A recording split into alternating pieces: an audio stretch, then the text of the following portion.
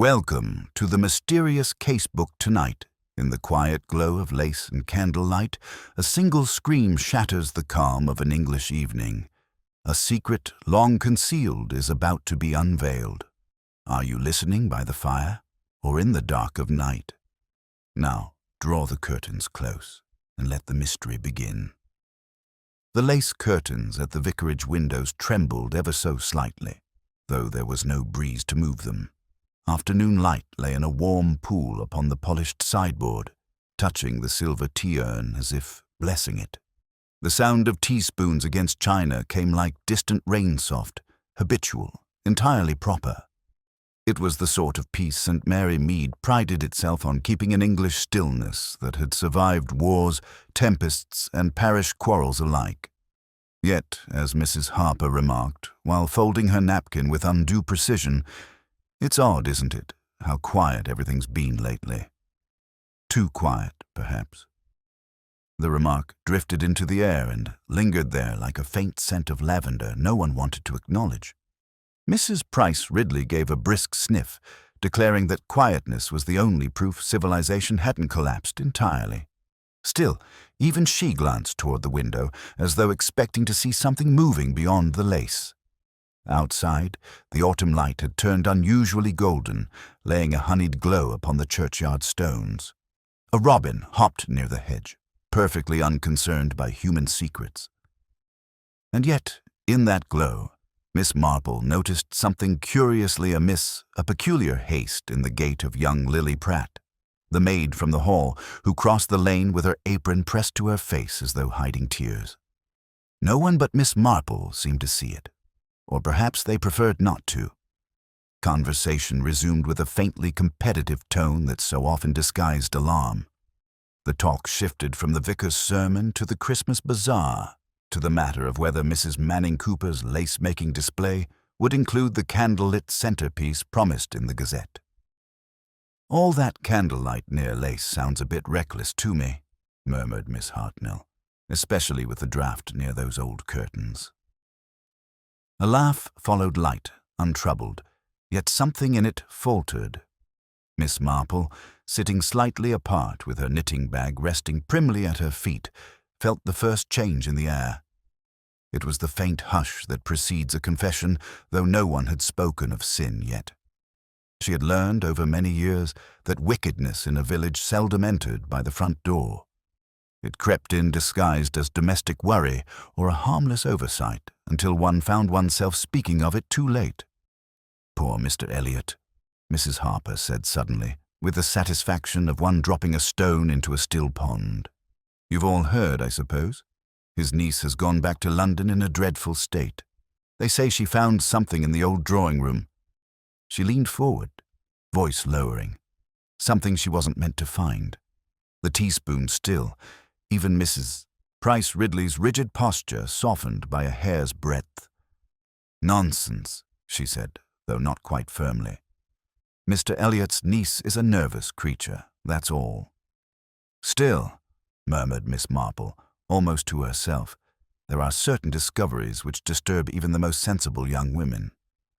The others looked at her, half expecting elaboration, but she merely smiled and asked whether anyone had tried the new marmalade from Mrs. Bantry's orchard. The moment of tension eased, replaced by clucking approval and domestic chatter. Yet beneath it, the room felt altered, as though some quiet thread had been drawn too tightly and could no longer be loosened. Later, as the guests departed in their customary cloud of shawls and polite gossip, Miss Marple lingered at the gate. The air smelled faintly of candle wax from the church preparations. Across the lane, Lily Pratt's silhouette was visible in an upper window of the hall, her movements sharp, agitated, her candle flaring against the dusk. A curious flicker, like a signal or warning, danced across the curtains. It might have been nothing more than the wind, though the trees stood perfectly still.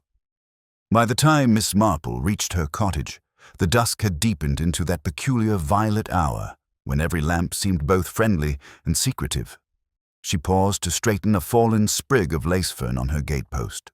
There was, she reflected, an unsettling beauty in things made delicate lace, candlelight, the human conscience. All could burn so easily when touched by carelessness or intention. From the church tower came the chime of 7. A bell struck slightly off pitch, an unnoticed imperfection. Miss Marple looked toward the hall, its upper windows now entirely dark. A thought, faint as a thread of smoke, wound through her mind. Quietness in St. Mary Mead had always meant something was being hidden. Inside, she lit her lamp, opened her notebook, and, with an expression of gentle curiosity rather than alarm, wrote a single line, "Lace burns faster than one imagines." Outside, the stillness held waiting. The sound of the church clock faded into the hush that followed. Miss Marple sat for a moment longer at her writing table, her lamp throwing a small, bright pool of light against the encroaching dark. The air in her cottage felt oddly heavy, as if listening. Outside, a faint rustle passed along the lane, then stilled again. She closed her notebook, tidied her pen, and rose to draw the curtains. That was when she noticed a thin glow moving along the hedge, too steady for moonlight. Someone was walking down the lane with a lantern, shielding it carefully. It moved past her gate and turned toward the hall. Miss Marple hesitated only long enough to slip on her cardigan. Curiosity, as she often reminded the vicar, was merely observation applied with conscience. She stepped out into the night air, which smelled faintly of damp leaves and paraffin. The lantern bobbed ahead, then paused. A voice, young and tight with nerves, murmured something she could not catch. Then the light vanished around the hall's side door. A moment later came the faint metallic sound of a latch drawn hastily shut. She waited, patient as a cat, counting the seconds between silence and motion. None came. Only the soft ticking of the unseen clock in her mind. Then, satisfied that she had learned as much as was wise from her doorstep, she turned back indoors. Curiosity should be served cool, not reckless. Yet the image of that cautious light refused to fade. By morning, the matter of Mr. Elliot's household had become, as Miss Hartnell declared, the only subject fit for breakfast talk. It seemed the niece, Miss Beatrice Elliot, had indeed departed suddenly the previous evening. According to Mrs. Briggs at the post office, her suitcase had been sent by the carrier to the railway. And Lily, Pratt, poor girl, had not been seen since she fetched a bucket of coal after supper. "Ran off, no doubt," said Mrs. Price Ridley, balancing her umbrella like a moral compass. The lower classes are always dramatic when dismissed. "She wasn't dismissed," countered Mrs. Harper, lowering her voice. "Mr. Elliot told the grocer she'd gone visiting her aunt. But she hasn't an aunt nearer than Bristol." Miss Marple, listening from her usual seat by the biscuit tin, looked down at her teacup. In the reflection of the amber liquid, she saw the faces gathered around her, curious, defensive, eager. Fear wore so many expressions. The gossip would turn soon enough to indignation, then suspicion. It always did. The morning grew brighter, and with it, the village seemed to thrum with nervous order. Miss Marple decided to walk toward the hall, ostensibly to deliver some rose cuttings to Mrs. Elliot's gardener, though Mrs. Elliot had been dead 10 years. The hall, seen in daylight, retained its quiet grandeur, but none of its warmth. Its stone lions looked weary, as if forced to guard secrets they disapproved of. The butler, if one could still call Mr. Rudge a butler after so many years of half-service, answered her knock. His manner was polite, though his eyes darted toward the staircase before greeting her. "Good morning, Miss Marple. Mr. Elliot is rather engaged this morning." "I dare say he is," Miss Marple said kindly. "I only came to leave these. My roses have been quite forward this year." He hesitated, then allowed her to step into the hall. The air smelled faintly of old polish and candle smoke. Somewhere in the distance, a door closed softly. Miss Marple's eyes took in small things, a faint smear of soot on the edge of the sideboard, a misplaced candle holder near the hearth, and on a chair by the umbrella stands a scrap of delicate lace, singed at one corner. "Oh dear," she murmured, touching it lightly. "Such fine work, and spoiled by fire." Mr. Rudge's face tightened. "Mrs. Manning Cooper's handiwork, I believe. She was showing some samples last week." "Indeed," Miss Marple said, her tone thoughtful. "And yet I cannot imagine why it should find itself here." Before he could answer, footsteps sounded above, slow and deliberate. Mr. Elliot descended, pale and distracted, his voice fraying at the edges of civility. "Miss Marple, I hardly expected, though of course you are always welcome. I trust the garden thrives." "As well as gardens do when one tends them regularly," she replied. "And people too, I find." He gave a short, uncertain laugh. "Quite so. I'm afraid my niece has gone back to town." "Too much quiet here," she said. "Ah," said Miss Marple. "Yes, quiet can be very trying, especially when one has something on one's mind." He blinked, then looked away, fussing with the curtain cord. "I must ask Rudge to light the fire in the drawing-room. It was smoky again last night." She smiled. "Or a candle placed too near the lace." He froze, only for an instant, before recovering. A minor mishap. Nothing of importance. Miss Marple inclined her head gently. "Oh, in villages, Mr. Elliot, the smallest things are seldom unimportant." When she left, the sun had grown strong enough to bleach the frost from the hedgerows. Along the path, she passed Reverend Clement, who was on his way to the hall. He greeted her with his usual distracted cheer. Terrible business about the maid going missing. The poor girl must have lost her wits. Miss Marple smiled faintly. "Or perhaps found them, Reverend. People often disappear only after they have understood something." The vicar looked puzzled, but she merely wished him good morning and continued on her way. A glint of sunlight caught on the lane ahead a fragment of glass lying near the hedge.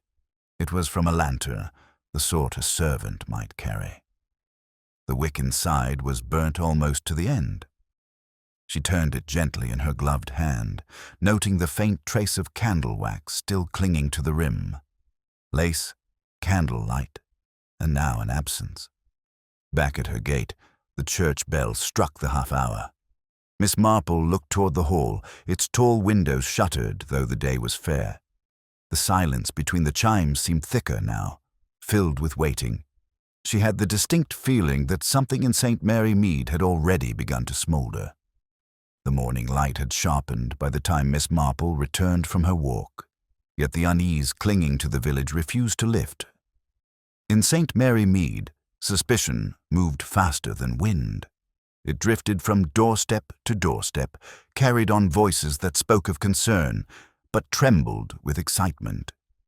By the time Miss Marple reached her garden gate, she could already hear Mrs. Price Ridley's tones carrying across the hedge, declaring that no respectable girl vanishes without reason.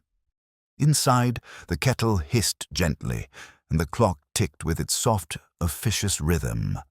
Miss Marple poured her tea, stirring slowly as she considered the small singed scrap of lace she had noticed at the hall. She had not taken it, though she had very much wanted to. Objects, she often reflected, were like people who revealed themselves best when left in their natural surroundings. A knock came at the door. It was Miss Hartnell, flustered and red-faced from walking too briskly. "My dear Miss Marple, I simply had to tell someone. The constable's been at the hall since 9 o'clock, and Mr. Elliotwell, they say he's not looking well at all. Something about the servants' quarters, I believe. Though naturally I make no assumptions." Miss Marple gestured inside. "Then you shall have a cup of tea to steady your nerves before you make any further non-assumptions." Miss Hartnell accepted gratefully, though her eyes glinted with curiosity. The constable asked at the grocer's whether anyone saw Lily Pratt after dark. Poor girl, if she's run off, she'll find London isn't half so forgiving as people imagine. "Perhaps," Miss Marple murmured. though people seldom run toward what they fear. The remark went unnoticed, absorbed by Miss Hartnell's account of the vicar's wife calling on the hall that morning with flowers, most ill-timed gesture, considering the talk. She added with a whisper that the parlour-maid had found a broken candlestick behind the scullery door. Miss Marple stirred her tea thoughtfully. Broken, you say? Quite shattered, apparently. And soot all over the wall, though no one's admitted to lighting a candle there. Between ourselves, I dare say the girl knocked it over. One can tell from her manner she's clumsy and has no sense of reverence, that one. Miss Marple smiled faintly. I have observed, she said, that clumsiness and guilt are sometimes confused by those who prefer order to truth. Before Miss Hartnell could reply, another knock sounded firmer this time. Constable Barnes stood at the door, cap in hand, looking both uncomfortable and determined. He was young enough to blush easily, which he presently did. Begging your pardon, Miss Marple. Mr. Elliot asked me to inquire whether you happened to see or hear anything unusual last evening, around 7 or thereabouts. She regarded him kindly. Unusual, Constable? In a village such as ours, almost everything is unusual once one looks at it closely. But I did notice a lantern moving toward the hall rather late. A servant, I supposed. He scribbled this down quickly. Thank you, ma'am. Mr. Elliot mentioned the maid might have gone out for a moment, though the time doesn't quite fit. We found certain things near the orchard wall. Bits of fabric, like lace. Could be hers. Ah. Miss Marple's tone was mild, though her eyes sharpened. Lace does travel curiously, doesn't it? It catches where one least expects.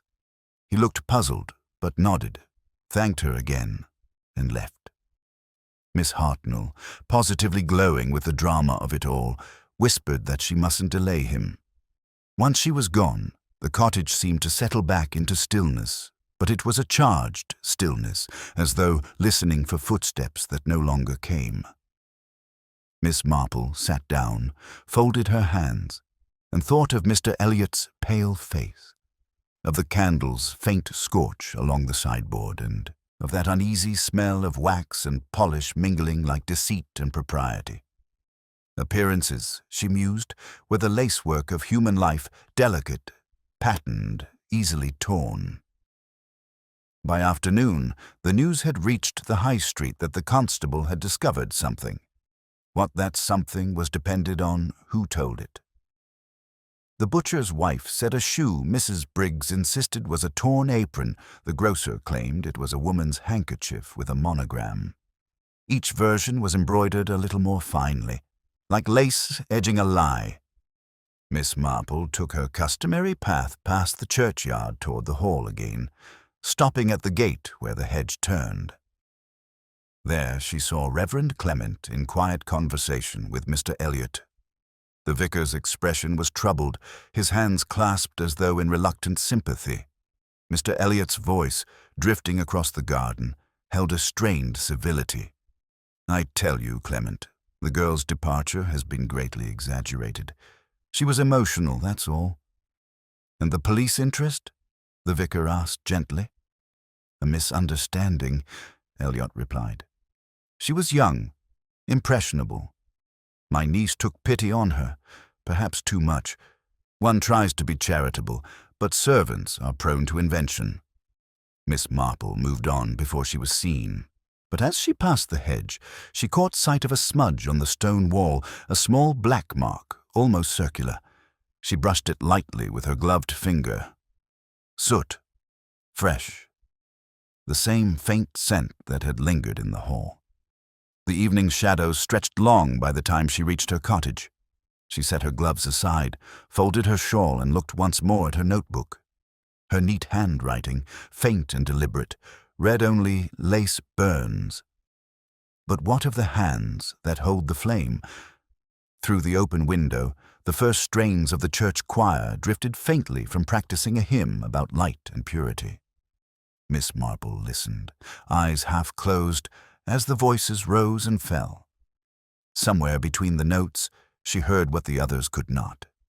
the small, discordant voice of conscience, trying to stay in tune.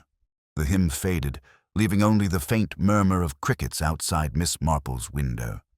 She rose, closed the shutters softly, and stood for a moment by the lamp. The air smelled faintly of smoke, not wood smoke, but something subtler, like the remnants of wax burned too long. She turned the wick down a fraction and watched the flame shrink to a quiet blue heart. In that fragile glow, she thought of the lace, the soot on the wall, and the girl whose name was already passing into gossip as though she had never been real at all. A knock came light, hesitant. When Miss Marple opened the door, she found Beatrice Elliot standing there, pale and dishevelled, her eyes wide with the brittle fear of someone who had not slept. "I shouldn't have come," she whispered, looking over her shoulder. "But I didn't know who else everyone talks to, and they're saying dreadful things." "Come in, my dear," Miss Marple said, leading her to the chair nearest the fire. "A cup of tea is always best before one decides whether or not to regret a decision." Beatrice gave a tremulous laugh. "I thought I'd forgotten what calm looked like," she murmured, glancing around the neat little sitting room. "At the hall, it's all whispers and shadows now. Uncle hardly speaks. Mr. Rudge avoids my eyes, and there's this dreadful smell of smoke everywhere, as if something were still smouldering." Miss Marple handed her the cup. "And Lily Pratt?" she asked gently. The girl's fingers tightened on the saucer.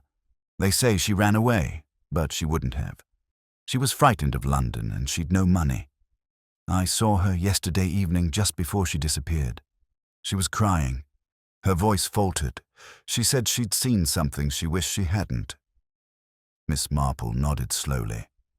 People often say that when they've stumbled upon the truth, it's seldom comfortable. Beatrice's eyes filled with tears. "I told Uncle, but he only said the girl was fanciful. He forbade me to speak of it, and then he burned her things. I smelled it in the scullery. Lace, handkerchiefs, he said, were dirty. But there was something else in the fire, something that cracked like wood." Miss Marple reached over, steadying the teacup before it spilled. "And what did you do, Miss Elliot?" "I went back upstairs," the girl said helplessly. "But I couldn't sleep. I thought I heard voices near the orchard wall, then the sound of something falling. I looked out, but the lantern was gone." "Lantern?" Miss Marple repeated softly, her eyes thoughtful. "You are quite sure?" "Yes," Beatrice said quickly. "A small one, the kind Lily used when she fetched coal." They sat in silence for a while, the quiet punctuated by the ticking of the clock and the faint pop of the fire. Outside, the village seemed unnaturally still, as though listening for secrets that had not yet found courage to be spoken aloud. Finally, Beatrice rose. "I shouldn't have come," she said again, voice trembling. "If Uncle finds out, he'll think I'm—" She stopped, her lips pressing tightly together. "Please, Miss Marple, forget I came. I don't know what I meant to say." Miss Marple saw her to the door, watching as the girl hurried down the lane, her shawl fluttering like a warning in the cold. The older woman stood a moment longer, listening to the fading echo of footsteps, then closed the door quietly. Her gaze fell upon the note she had written earlier, "Lace burns faster than one imagines." She added beneath it, "And smoke never hides its scent." By morning, the village had acquired a new story to tell. Mrs. Price Ridley, who had spoken to the milkman before anyone else, declared that the constable had found something shocking by the orchard, although she could not say what. The news grew with each retelling: a body, a blood-stained apron, even a buried chest. Only Miss Marple walked calmly through it all, her blue eyes missing nothing as she observed how guilt disguised itself in chatter. At the grocer's, she met Reverend Clement again. He greeted her with a distracted nod, his brow furrowed. "Poor Mr. Elliot," he said. "He's quite beside himself. The constable's been asking awkward questions. Something about a torn scrap of lace. How very persistent that lace has become, Miss Marple said mildly, almost as though it wished to be found. The vicar gave her a puzzled glance. You mean someone planted it? Oh, not necessarily, she replied. Sometimes evidence plants itself when the truth is impatient to be known.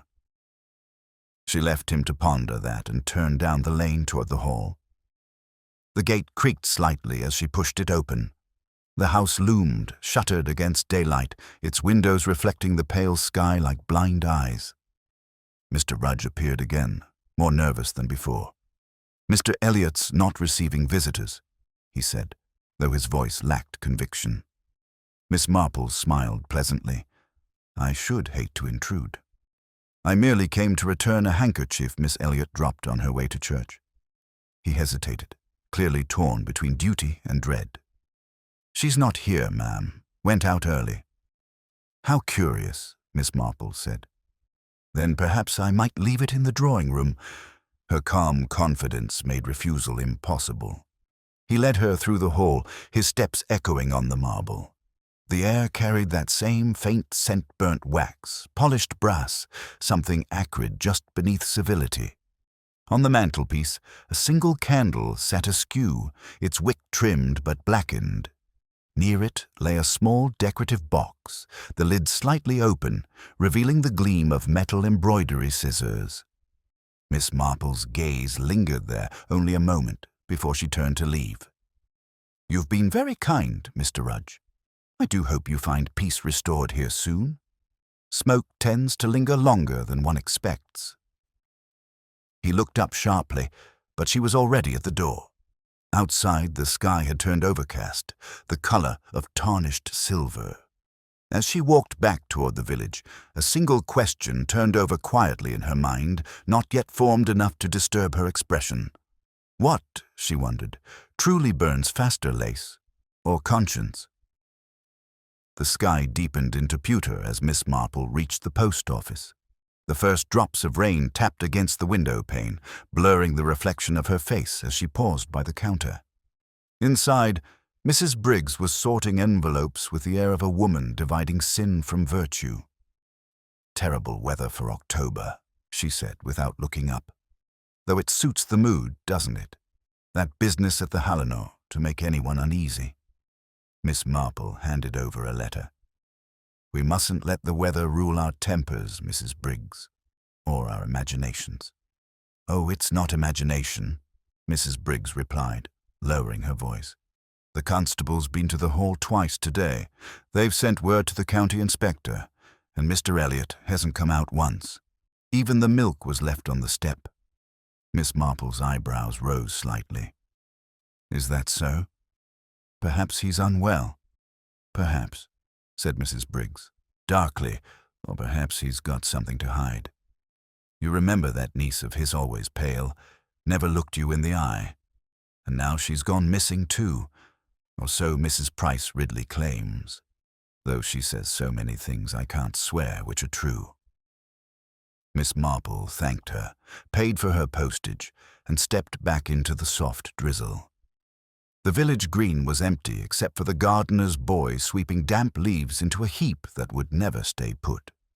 In the stillness, the only sound was the whisper of water through the gutters and, faintly, the echo of the church bell rehearsing for evening service. It was a sound both comforting and sorrowful, the perfect music for concealment. When she reached her gate, she noticed a small figure waiting there beneath an umbrella. It was Constable Barnes, looking apologetic. Beg pardon for troubling you again, Miss Marple. The inspector's come down from Melchester. He's asked to see you and says you're something of a local expert. Miss Marple gave a faint smile. I fear I've only experience in domestic matters, Constable. But if the inspector wishes to discuss those, I shall do my best. At the hall, the rain had turned the gravel path into dark mirror pools. Inside, Inspector Lyle stood near the drawing-room fireplace, a tall man with a manner that sought to be genial but was too precise to feel natural. Miss Marple, he said, offering his hand, an honor. I understand you have a knack for noticing the unnoticed. Only when it insists on being seen, she replies mildly. Her eyes drifted toward the hearth, where the ashes of some recent fire still held faint warmth. A curl of blackened thread rested at the edge of the grate. The inspector followed her gaze. The remnants of the fire. Yes, we're told it was for burning rubbish. Unfortunately, the rubbish included part of a servant's apron and a lace collar. The butler insists it was an accident, yet the marks on the floor suggest otherwise. Marks? She asked. He gestured toward the rug.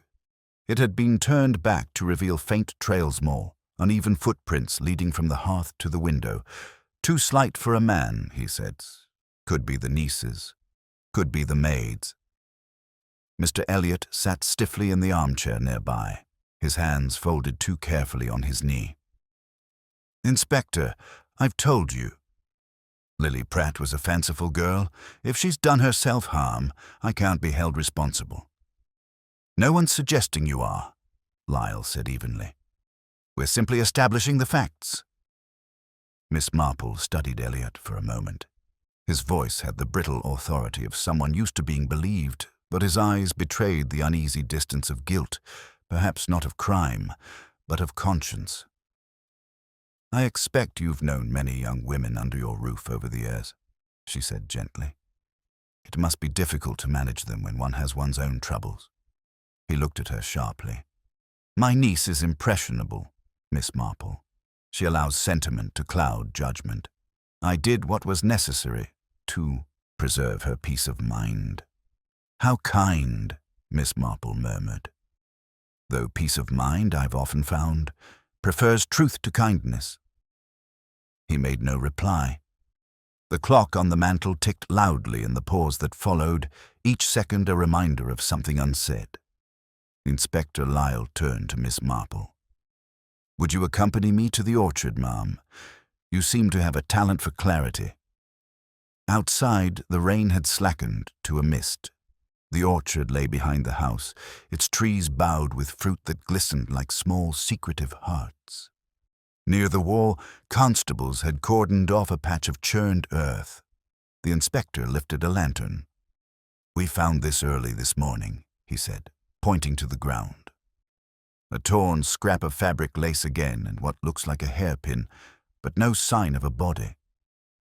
Miss Marple bent closer. The lace fragment was damp, its edges curled, but she noticed something peculiar. A faint scent of lavender soap clung to it, fresh, incongruous with the soil. Not from the maid, she said softly. She used carbolic. I remember her hands. The inspector looked surprised. Then whose? Someone who wished to disguise a connection, perhaps. Or someone who believed that by seeming neat, one might remain innocent.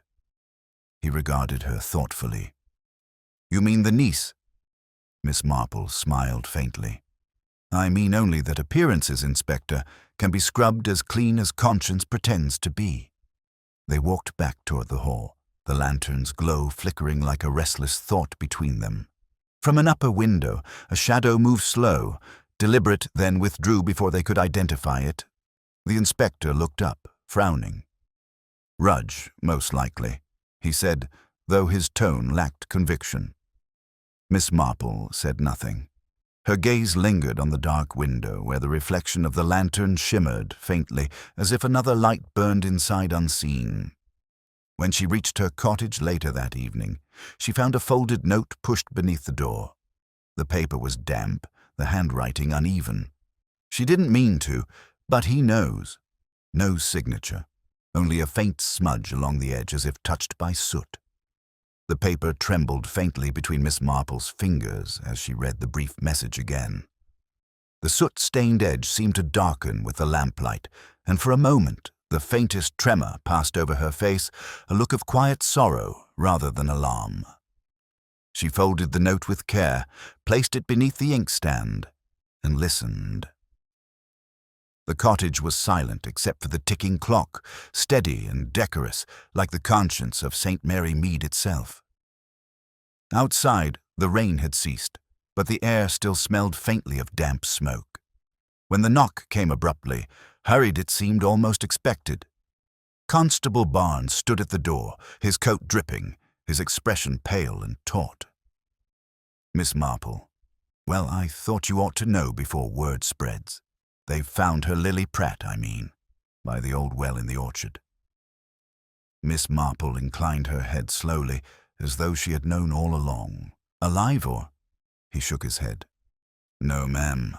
Drowned, most likely. Though it's hard to tell. The inspector sent it to the doctor. Said I was to keep the village quiet until morning, but you've a way of understanding these things better than most." Her eyes, steady and pale, met his. "And did you notice anything curious about the scene, Constable? Apart from the obvious sadness of it?" He hesitated, glancing toward the lane as though afraid the mist itself might be listening. "It's strange. There was a candle stub half burnt by the well side. Not one of the halls the wax was scented, and a piece of ribbon caught on the stones. Pink, like my niece's." Miss Marple's voice was barely above a whisper. "Ah, candlelight and lace again. And now water." The constable looked uneasy, as if her calm disturbed him more than the death itself. "The inspector says it's too early for conclusions. Still, it doesn't look right, if you take my meaning. The girl didn't fall, not from what I saw. Someone must have well placed her there." Miss Marple nodded, then closed the door gently once he'd gone.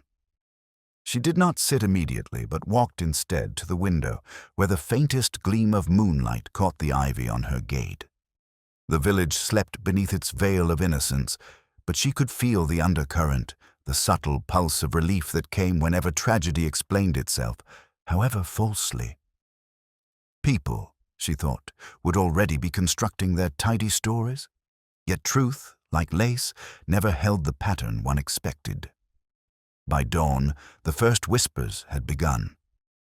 At the grocer's, Mrs. Price Ridley was declaring that poor Lily had brought it upon herself, while Mrs. Harper wondered aloud why Miss Elliot hadn't come forward to identify the body.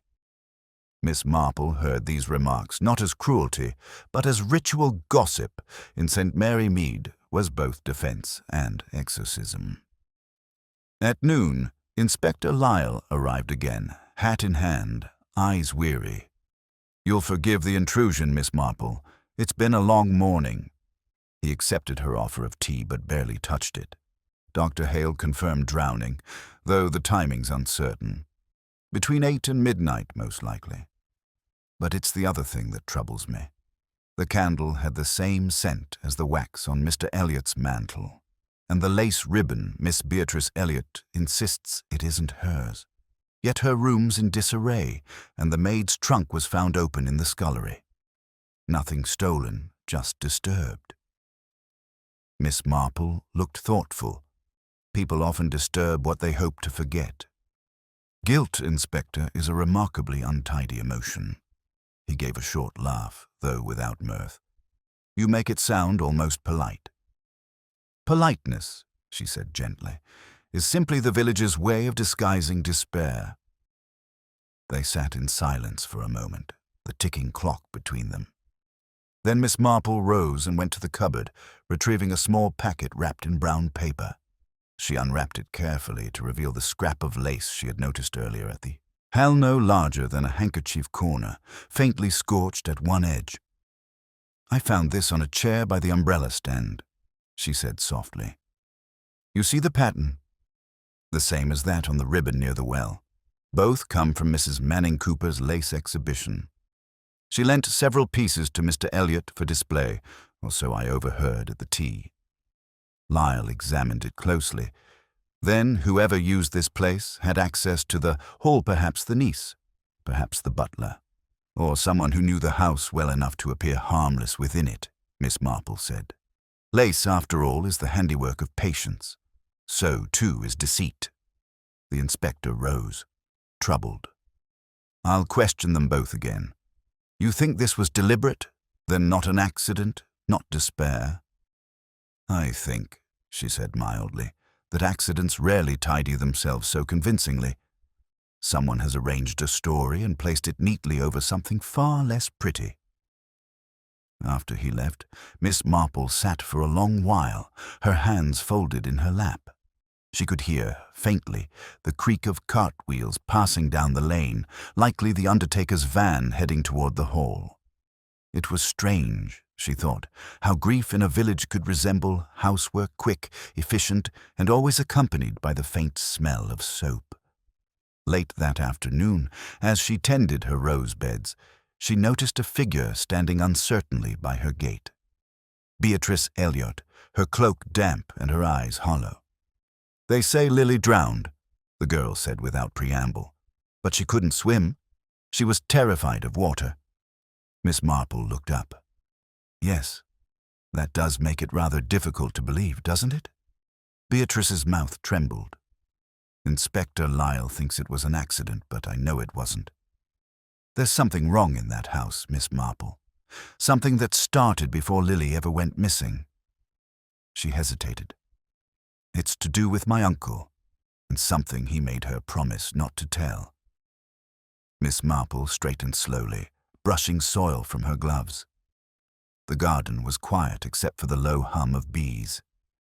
"Then, my dear," she said softly, "you must decide whether silence is still your uncle's to command."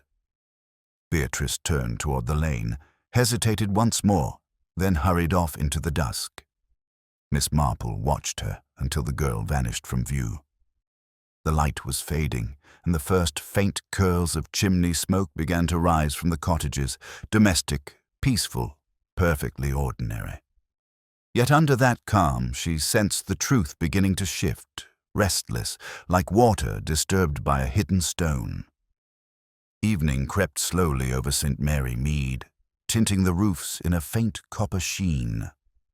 Miss Marple remained by her rose beds until the last of the light drained from the sky, her mind quietly alive with the patterns that other people overlooked. Bees returning to their hives, lamps being lit behind lace curtains, footsteps hurrying home along the lineal part of the village's familiar rhythm, and yet each sound seemed a fraction too deliberate tonight, as though the world had become self-conscious of its own innocence.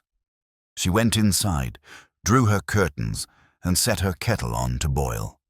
Before the water could even sing, a brisk tapping came at the door.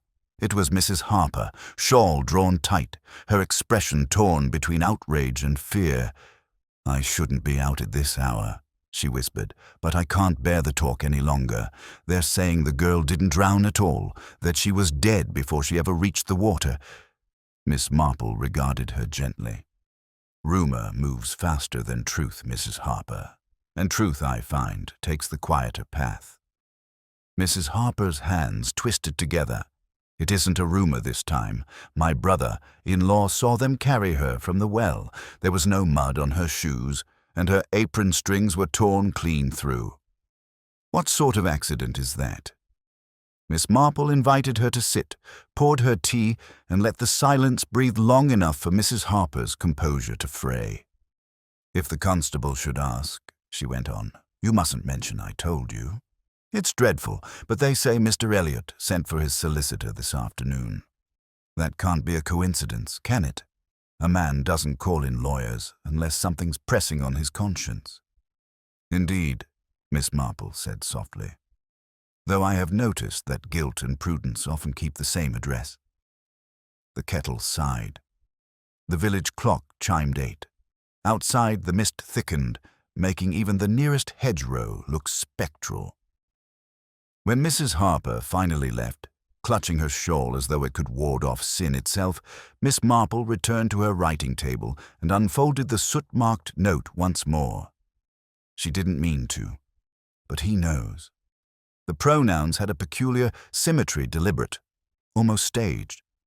She took up her pen and wrote 2 names in her small, precise hand. Beatrice Elliot. Rudge. She added beneath them, "Whose silence serves whom?" A rustle drew her attention. The latch of her gate lifted, then fell again softly. A shadow moved past the window slowly, deliberate, pausing just long enough to notice the lamplight within. Miss Marple rose, crossed to the curtains, and parted them a fraction. The lane was empty. Only the faint imprint of footprints in the damp earth suggested someone had stood there recently. The next morning it was grey and windless. Church bells tolled for the early service, and the village gathered, as it always did in times of unease, huddled, reverent, eager for confirmation that order would soon be restored. Miss Marple took her place near the back pew, where she could see without being seen. Mr. Elliot was there, pale but composed, his hands clasped in rigid prayer. Beside him, Beatrice looked wan, her eyes hollow. Inspector Lyle, seated 2 rows behind, watched them both with the cool patience of a chess player. During the hymn, Beatrice's voice faltered. Her hand trembled as she turned the page. Mr. Elliot reached over to steady it, but she recoiled ever so slightly, as though his touch burned. Miss Marple's gaze moved between them, between guilt offered and guilt refused, and something within the pattern shifted. Not clarity, not yet, but an outline beginning to form beneath the lacework of appearances. After the service, Miss Marple lingered near the churchyard gate until the congregation spilled into the cold sunlight. Polite murmurs rose and fell, condolences, reassurances, veiled curiosity. When Beatrice passed, she stopped briefly. "I shouldn't have come," she murmured, but Uncle insisted. "He says appearances must be maintained." "Appearances," Miss Marple replied gently, "can be heavier to carry than truth." The girl's mouth trembled as though she might speak further, but Mr. Elliot appeared at her side.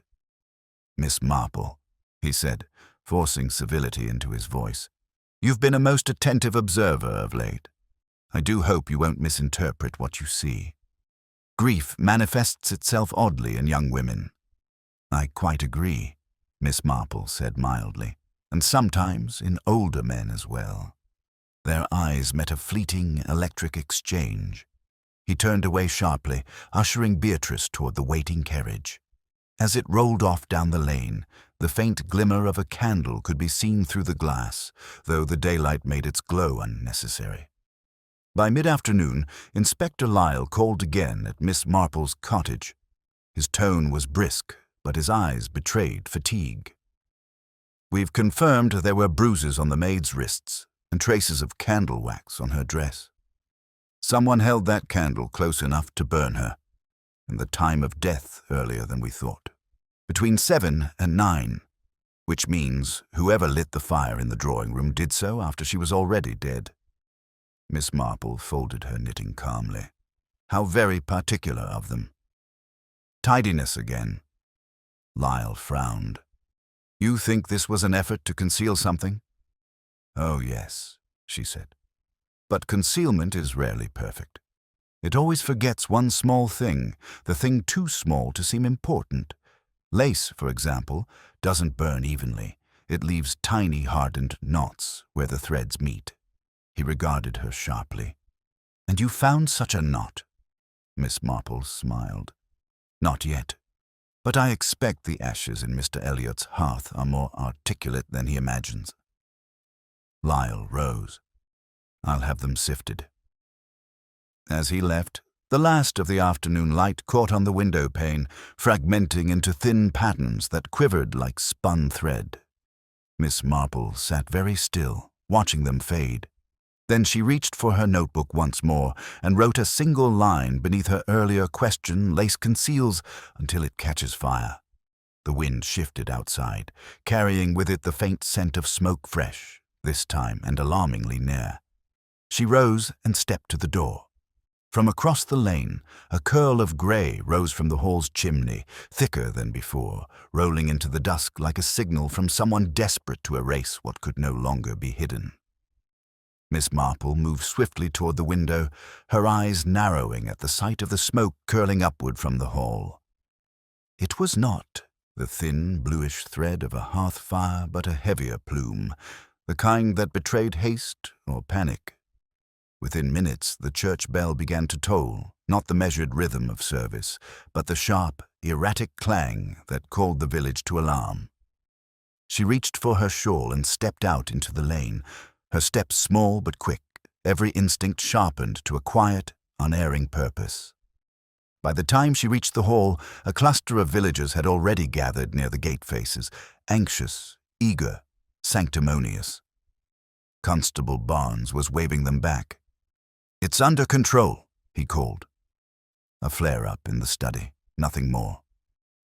His voice cracked slightly, betraying that he did not quite believe it.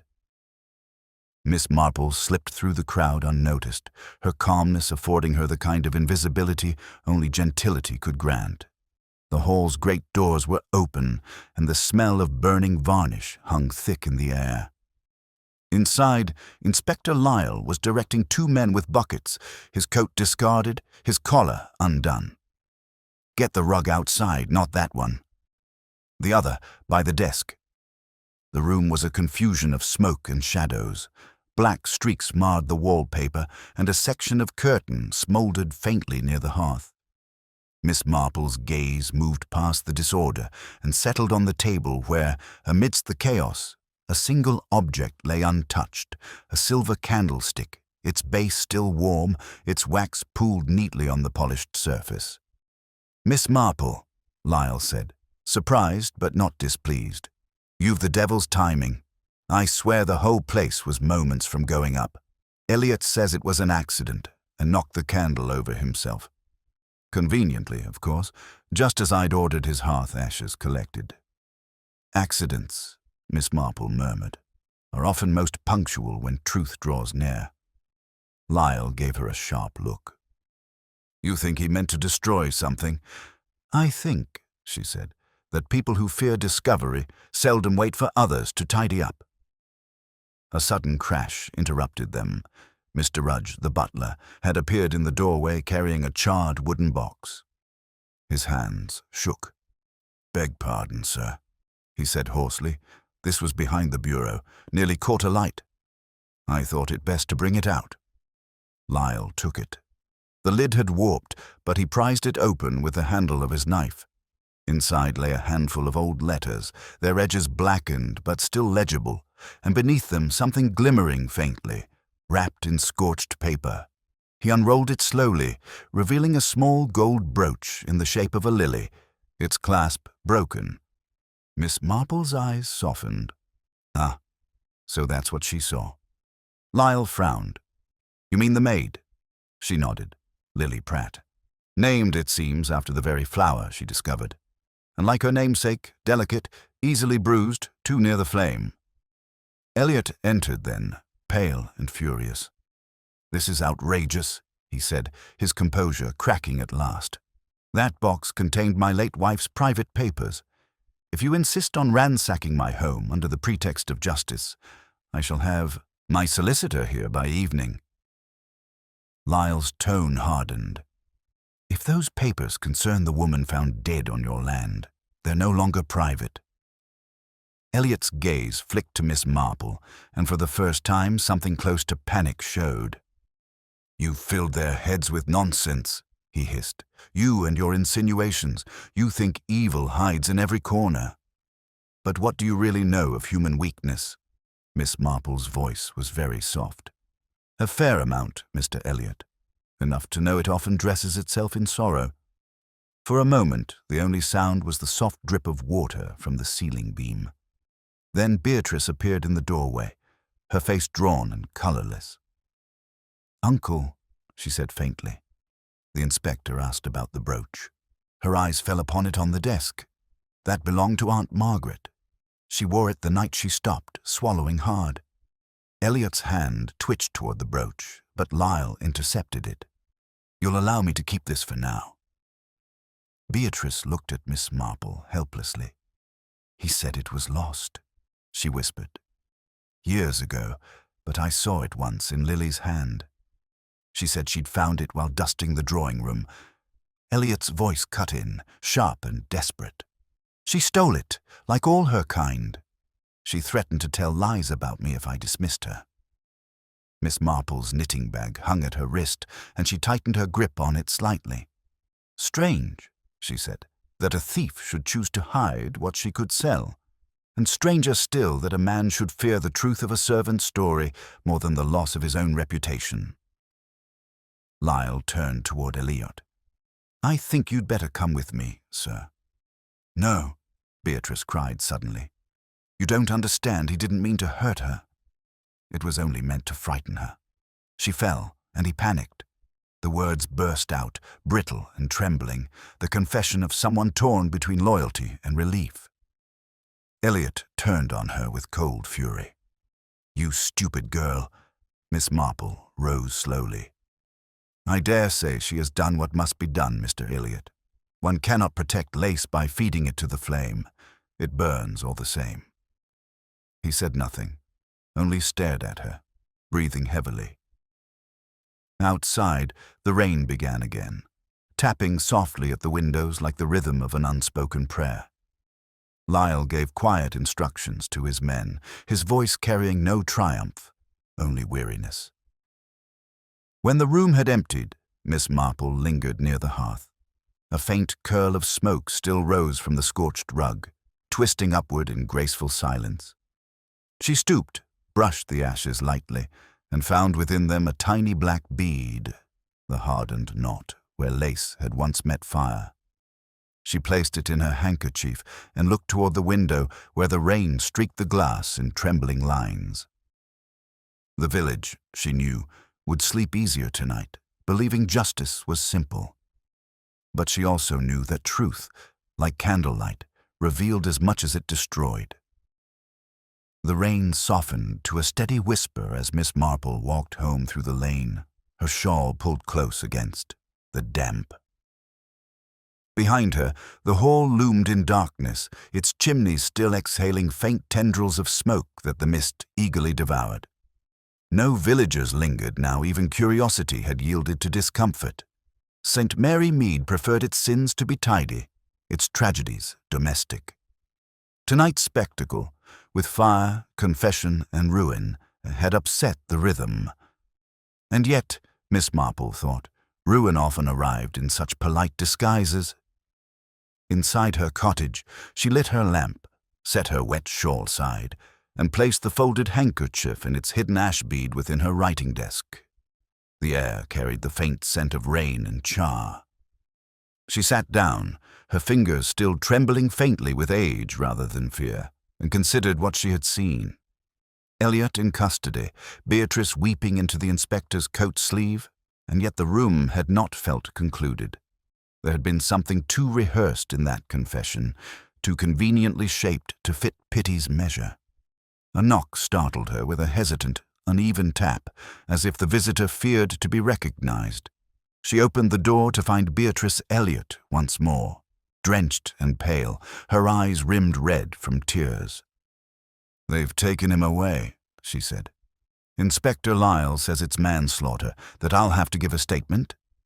"But, Miss Marple—" She broke off, clutching at the door frame. "He wasn't the one who lit the fire." "I know he wasn't." Miss Marple stepped aside to let her in, guiding her toward the hearth. "Sit down, my dear. There's no need to hurry through grief. It has a very long memory." Beatrice obeyed, shivering, her fingers twisting her handkerchief to threads. Uncle was cruel, yes, vain, controlling, but not a murderer. He argued with Lily, shouted perhaps, but he didn't push her.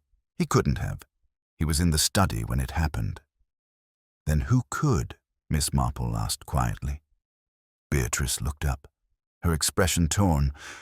"I don't know, but I remember something I didn't think mattered. The night before Lily disappeared, I heard voices in the hall after I'd gone to bed. One was hers, the other Mr. Rudge's." Miss Marple's brows lifted slightly. "The butler." Beatrice nodded. "I thought nothing of it. He's been with us for years, almost part of the furniture. But he sounded angry. He said, 'You'll ruin us both if you speak of it.' And she said, 'Then I'll ruin myself first.' I told myself I must have dreamt it. But the next evening she was gone." Miss Marple's knitting needles clicked once against each other, though she had not meant to pick them up. "I see. And afterward Mr. Rudge remained at his post, calm, dutiful, not so much as a tremor." "Yes, but when the inspector found the brooch, he looked terrified. Not shocked, terrified. Miss Marple poured tea, her movements unhurried. It is a curious thing, my dear, how loyalty behaves in such houses. It ties itself in knots, like lace beautiful at a glance, but ready to unravel when tugged. Beatrice stared into her cup. If he killed her, why? What could she have known? That, Miss Marple said softly, is the very question I intend to ask him. The next morning, St. Mary Mead was subdued, as if ashamed of its own appetite for scandal. Mrs. Price Ridley declared herself too unwell for conversation, which everyone recognized as the sign of having heard everything worth knowing. The vicar prayed earnestly for the restoration of peace, though Miss Hartnell remarked afterward that his sermon had sounded rather like a rebuke. Miss Marple walked to the hall under the pretext of delivering a basket of scones to the constable. Inside, the atmosphere had changed. The house that once smelled of polish and propriety now reeked faintly of smoke and fear. She found Mr. Rudge in the morning room, polishing silver with unnecessary vigor. His hands shook as he worked. "Mr. Rudge," she said gently, "I'm told you've served the Elliots since before the war. That is a long acquaintance. I expect you know their ways as one knows one's own reflection?" He straightened, eyes wary. "It's not my place to discuss the family, ma'am." "Never has been." "Quite right," Miss Marple said. "Though sometimes silence can be more revealing than speech. I wondered, for instance, whether you were the one who fetched water for the fire last night." He hesitated. "Yes, ma'am. Inspector's orders." "Then you must have noticed what was burning," she said quietly. "Ashes speak to those who listen. A man's letters, a woman's lace, and something else, the faint smell of oil, not candle wax. The kind one uses for lamps." His polishing cloth froze mid-motion. "You've a sharp nose, ma'am." "Experience," Miss Marple murmured. "Oil burns longer than wax, you see. It's useful when one wishes to ensure a certain completeness." His lips trembled, and for a moment the mask of servitude slipped. "He made me do it," he whispered. "Said she'd blackmail him, ruin the house, the name." But it was him she feared, not me. I only wanted to stop her talking. She ran, slipped. God help me. I thought she'd rise again. And when she didn't, his voice cracked, the cloth falling from his hand. He told me what to say, what to burn. Said no one would question a servant's loyalty. Miss Marple's expression was grave, not condemning. "Oh, but people do, Mr. Rudge." Eventually, fire and silence are poor accomplices. They both betray their masters in the end. He sank into the chair, shoulders trembling. "I didn't mean for it to go so far. I thought I could undo it, save her, save him, save something. But every lie only burned brighter." Miss Marple touched his arm lightly. "Then let the truth cool it now. Tell the inspector everything before guilt consumes what conscience has left." She left him there, staring into the silver bowl, his reflection warped and hollow. Outside, the day was brightening, the rain spent. She paused at the gate and looked back once. The hall's windows glimmered in the sun like eyes washed clean, though she knew some stains never vanished. As she walked home, breeze lifted along the lane, carrying the faint scent of roses from her garden, a sweeter kind of memory than the one that clung to the hall. Still, beneath that fragrance, she could smell the lingering trace of smoke that no wind could quite dispel. By afternoon, the village had already softened its judgment. Tragedy, once fully explained, lost its flavor in St. Mary Mead. People spoke of poor Mr. Elliot with a tone of mournful satisfaction and referred to the butler's unfortunate weakness as if it were a seasonal ailment. The vicar's wife even sent word that she would call upon Beatrice, so the girl needn't feel quite so singled out by Providence. Miss Marple observed all this from her window, with the mild expression of someone watching a familiar play performed by a new cast. She was not content, however. The story, neat as it seemed, had a loose thread she could not ignore. Rudge's confession explained the fire, the drowning, the silence but not the note slipped under her door. That had come from a different hand, a different heart, and it had spoken not of guilt but of knowledge. When Inspector Lyle arrived at dusk, his manner was brisk, his satisfaction tempered by fatigue. "We've got the whole tale now, Miss Marple," he said, standing by her hearth. Rudge admitted it all: struggle by the well, panic, concealment. Elliot's guilt was in the cover-up, not the deed itself. They'll both stand trial, though I expect the court will be merciful. Miss Marple nodded gently. Mercy is a fine quality, Inspector, when accompanied by understanding. He gave a short laugh. You always find a way to make these matters sound theological. He paused, glancing around her little sitting room as though it might yield further insight. You don't seem surprised by any of it. I seldom am, she replied. People behave in patterns, like lace. Once one has seen the design, one can anticipate where the thread will twist next. He tipped his hat in amused resignation and took his leave. When the sound of his motor car faded, Miss Marple turned down her lamp and sat in the soft twilight. She opened her notebook to the page marked with the ash bead and wrote beneath it, "Truth revealed is seldom the end, it merely changes its costume." An hour later came another knock, quiet, hurried. She knew before opening it who would stand there. Beatrice Elliot entered with the nervous grace of someone walking on broken glass. Her eyes were red but dry now, her composure brittle. "You've heard," she said. "They've taken him to Melchester jail." "Yes, my dear. And how do you fare?" Beatrice hesitated. "I suppose I'm free now, but it doesn't feel like freedom. Everything smells of smoke still, even the rooms they didn't burn." Miss Marple gestured for her to sit.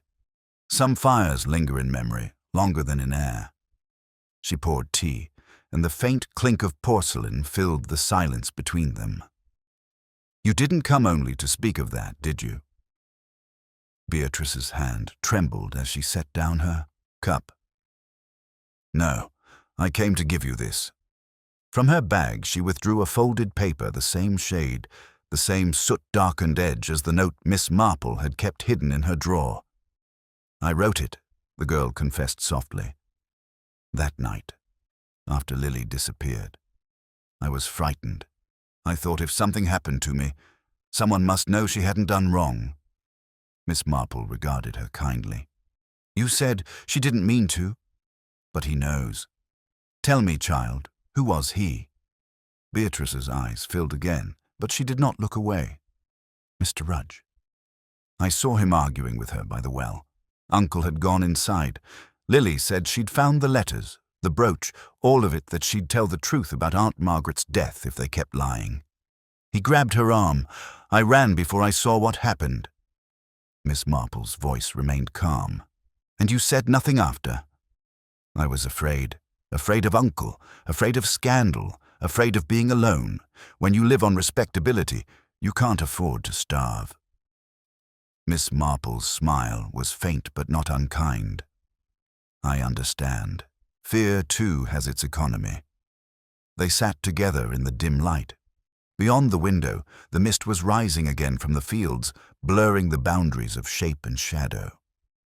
Miss Marple looked at the girl, her fine posture, her trembling hands, her desperate wish to be good, and saw what the village would never see, not deceit, but inheritance. The quiet infection of pride that passes from one generation to the next under the guise of good breeding. "You must tell the inspector this," she said gently. "It will not alter the verdict, but it will set the record right." Beatrice shook her head. "No, it would only change guilt to pity. And I've had enough of both." She rose, fastening her cloak. "Thank you, Miss Marple, for listening. I think that's all I wanted." Miss Marple did not stop her. Some confessions, she knew, sought no absolution, only air. When the door closed, the cottage seemed to breathe again. The clock chimed 9, steady and content. Miss Marple returned to her notebook and drew a small, delicate pattern in the margin loops and knots interlaced, the suggestion of lace catching light. Beside it she wrote, "Fire cleanses, but it also clarifies, and clarity is never comfortable." Outside, the mist swallowed the road leading to the hall. Its windows were dark now, but she fancied she could still see the faint shimmer of smoke rising from its chimneys, a final whisper from the story that had burned itself to ash. She sat quietly until even that illusion faded, the only sound the rhythmic ticking of her clock, marking the hours of a village that would, by morning, resume its peace as though evil were a dream. Yet somewhere beyond that calm, Miss Marple sensed something still unresolved, a question lingering like an ember refusing to die. It was not about who had sinned, but why no one had thought to wonder sooner. The mist thickened through the night until it blurred the line between land and sky. Miss Marple remained, seated by her lamp, the faintest curl of steam still rising from her untouched teacup. The quiet pressed close to her, an almost sacred silence after so much noise, so many voices clamoring for their version of truth. It was in such hours, she knew, that the real residue of wickedness revealed itself not in guilt, not in grief, but in the uneasy stillness that follows both. Outside, the lane was veiled in silver. She rose at last, drew her shawl tighter, and stepped into the chill. Somewhere, an owl called once, twice, as if warning her against unnecessary journeys. But Miss Marple's tread was steady. Her purpose, though outwardly mild, had the precision of unconscience. At the hall, the constable on the night watch blinked at the sight of her. "Miss Marple, you'll catch your death out here." "I should rather catch understanding, constable," she said with her usual gentleness. "Mr. Rudge is still in the study, I believe." He hesitated, then nodded. "The inspectors left him under guard till morning. The poor devil's not slept a wink." "Then a bit of company will do him no harm," she said, and stepped past before he could object. Inside, the hall seemed stripped of all its pretense. The polished furniture now looked funereal under the single lamp. Miss Marple's eyes adjusted slowly to the dimness. Rudge sat by the cold hearth, hands folded, the shadow of exhaustion drawn deep across his face. He did not look up when she entered. "Miss Marple," he said after a moment, his voice hollow. "Come to see justice done?" "Hardly that," she replied, seating herself opposite him. "Justice is too large a word for villagers. I came to ask whether peace might still be possible." He gave a bitter laugh. "Peace? They'll hang my name with the washing before the week's out. The girl's dead, the master ruined. What peace is there in that?" "The kind that begins with honesty," she said quietly. "Not to the law, but to oneself." He looked at her then, truly looked at this slight old woman with calm eyes and a shawl the color of faded violets, and his defiance softened. "I told them everything," he muttered. "Nearly everything," Miss Marple corrected gently. "But not quite. You see, Mr. Rudge, there are details that seldom fit into tidy confessions. You said she slipped. That much might be true. But you also said the master ordered you to hide her, and I wonder if he did. Or did you tell yourself he would have, to spare him the trouble of saying so?" Rudge's face twitched. "He'd have done worse to her if I hadn't. She'd found his wife's letters to prove he drove her to despair. Lily said she'd show them to the niece, to the police if need be. She was naive, thought truth would save her. It never saves servants." Miss Marple nodded. "So you silenced her out of loyalty, not malice." "That is often how evil begins." His gaze dropped. "I tried to bury the letters with her. Thought the water would keep them safe from prying eyes. But one floated loose one about the child. He saw it, the next day. That's when he made the fire." "The child." Rudge hesitated, as though the word itself might accuse him. "A son, born before the marriage was properly settled, sent away at birth, Mrs. Elliot was never the same after. It was that secret Lily found why she thought she could bargain for kindness. But kindness doesn't live long in big houses, Miss Marple. It gets burned out of them. For a long moment, neither spoke. The lamp flickered, casting the faintest glimmer on the silver candlestick still standing on the desk. Its surface was newly polished, though Miss Marple could see the faint mark of heat along its base. She didn't understand the danger, he said bluntly. I meant only to frighten her to make her promise silence. But she fought. She struck her head on the well edge before I could catch her. The sound never leaves you.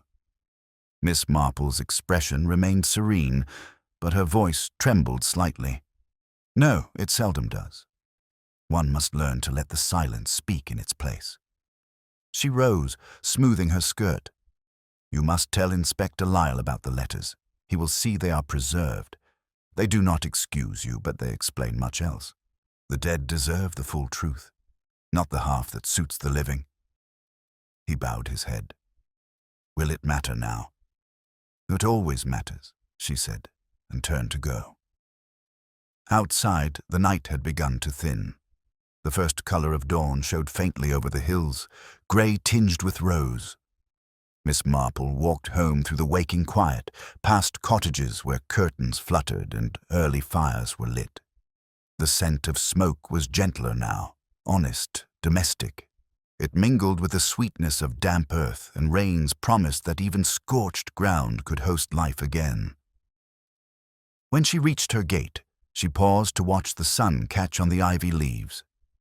The hall stood distant and pale, its windows reflecting light instead of shadow for the first time in days. She thought of Beatrice, of her fragile dignity and her unspoken inheritance of sorrow. The sins of one generation, Miss Marple reflected, always stitched themselves neatly into the virtues of the next. It was the way of families and of lace. She entered her cottage, placed her shawl on its peg, and sat once more by her writing table. The ash bead still rested in its handkerchief, cold now, weightless. She turned it over between her fingers as though it might yet whisper something the living had missed. Then she set it gently on a saucer beside her cup and took up her pen. Her handwriting was small, deliberate. Evil is seldom sudden. It begins in kindness, unguarded, in silence mistaken for peace, in loyalty that fears shame more than sin. She paused, then added, and when it burns, it leaves behind only what was real, all along. The church bell began to ring for early communion. Through her open window drifted the faint hum of village life, beginning again. Milk carts, bird song, the distant call of Mrs. Price Ridley, already discussing events she did not comprehend. Miss Marple smiled, faintly, and closed her notebook. The case, like the dawn, had resolved itself with quiet inevitability. And yet she knew tomorrow there would be another scandal, another whisper under the lacework of respectability. Human nature, after all, never changed, only repeated itself, prettily patterned, until someone cared enough to look closely. She poured herself fresh tea and gazed toward the window, where sunlight struck the steam like threads of gold. It was a lovely morning, clean, deceptive, and perfectly ordinary.